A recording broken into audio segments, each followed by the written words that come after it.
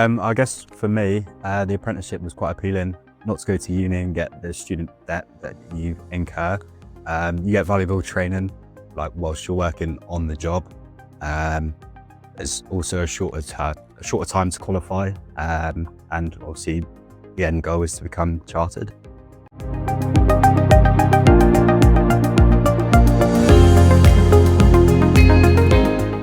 In March 21, I started as an accounts apprentice, and we basically did basic VAT returns, bookkeeping, and simple company accounts. Fast forward 12 months and I completed my AAT level 3. And as you work through and up the firm, you basically get to do more complex jobs, more complex, bigger company accounts, company audits, and academy audits, which is one thing that we do a lot of. I then, a year later, completed my AAT level 4 and got promoted to an accounts senior. So I got to lead external audits and internal audits, and take an assistant out with me and basically run the audit. In December 24, I was promoted to an assistant manager, and I got given a small portfolio of clients that I now look after and maintain.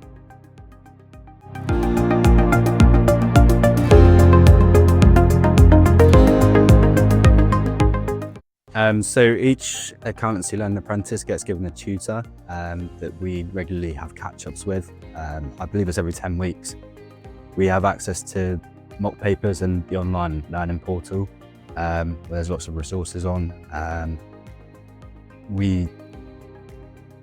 At Griffin, we get given study days every 2 weeks. So you basically get given time at home to study and then progress your way through the course, with the help of the tutors from Accountancy Learning. So there's some flexibility when we get to study at home. So if, for example, you don't feel ready for the exam, you can push it back. And also the study days can be flexible around the business needs. For example, when we have academies, audits, we don't have a lot of time to study outside of work. So Accountancy Learning are very flexible around when we can sit the exams and when they can get pushed back, basically.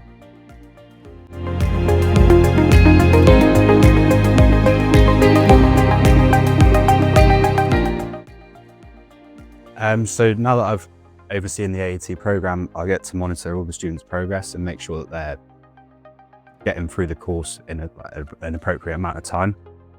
I regularly join their catch-ups with their Accountancy Learning tutors, and I can relay the feedback back to their line managers. I've also spoken to Simon, and we've implemented a monthly report which gets distributed around to our line managers. We can use that as a benchmark to see how apprentices are getting on.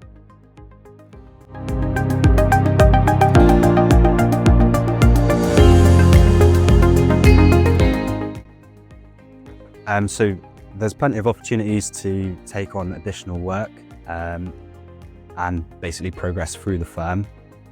As an apprentice, you kind of come in and you learn from the ground up, whereas with a degree, you learn all the knowledge, but at the same time, you're not getting the relevant practical experience.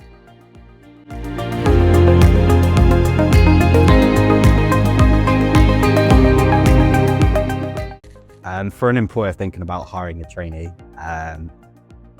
you basically get to train people up the way that you want them to do things, using all your systems and practices.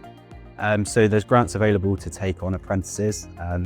In accountancy, obviously you can do AAT level 2, 3 and 4.